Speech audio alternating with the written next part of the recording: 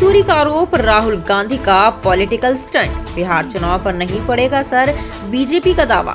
राहुल गांधी की वोट चोरी को लेकर गुरुवार को हुई प्रेस कॉन्फ्रेंस और बीजेपी की तीखी प्रतिक्रिया ने भारत में चुनावी पारदर्शिता पर बहस को और तेज कर दिया है। विपक्ष चुनाव आयोग की स्वतंत्रता पर सवाल उठा रहा है, जबकि भारतीय जनता पार्टी इसे कांग्रेस की हताशा और राजनीतिक स्टंट बता रही है।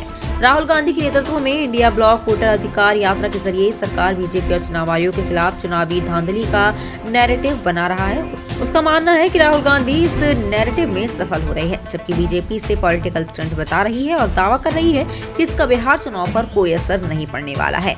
राहुल गांधी ने अगस्त 2025 से वोट चोरी का अभियान तेज किया। बिहार में विशेष गहन संशोधन को निशाना बनाते हुए राहुल ने आरोप लगाया कि ईसीआई और बीजेपी मिलकर गरीबों, अल्पसंख्यकों और विपक्षी समर्थकों के वोटरों को हटाने की साजिश रच रही है। इतना ही नहीं, उन्होंने गुरुवार को एक बार फिर इस मुद्दे को लेकर प्रेस कॉन्फ्रेंस की और चुनाव आयोग पर निशाना साधा। वहीं ईसीआई ने राहुल के बयान को एक बार फिर गलत बताया है और साफ तौर पर कहा कि राहुल गांधी गलत कह रहे हैं। चुनाव आयोग ने कहा कि ऑनलाइन वोट नहीं काटे जा रहे हैं। उसने एक बार फिर एसआईआर को वोट फ्रेंडली बताया।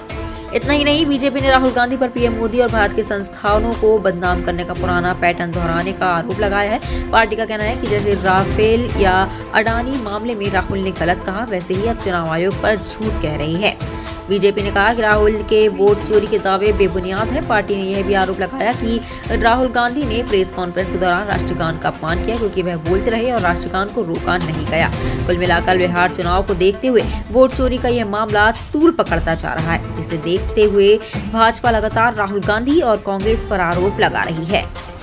उनको स्पष्ट दिख रहा है कि जो वे नेगेटिव लाने की कोशिश करें वो चिपक नहीं रहा। मोदी जी को सीधा चुनाव में हरा नहीं सकते, क्योंकि मोदी जी ने जो काम किया उसका मुकाबला वह कर नहीं सकते। इसलिए एक झूठ का नेगेटिव खड़ा करो, एक झूठ बार बार बोलो, शायद लगता है चिपक जाएगा। तो ये भी नहीं हो रहा, क्योंकि जो अभी सर्वे इनके यात्रा के बाद भी निकले हैं उसमें भी भाजपा आगे है, एनडीए आगे है, जेडीयू आगे है, दिख रहा है साफ। और दूसरी बात कि अगर उनका ये जो मामला है चिपक रहा होता हमारी पार्टी पर, तो तेजस्वी यादव एक अलग से यात्रा लेकर तो निकले हैं।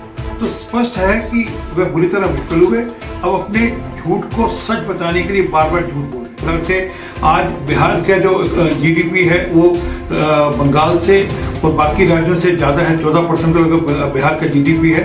तो लोग इस बात पे वोट देने वाले हैं कि बिहार में किस प्रकार से बदल हुआ है, ना कि इस बात पे कि एक झूठा नेगेटिव जो खड़ा किया जा रहा है।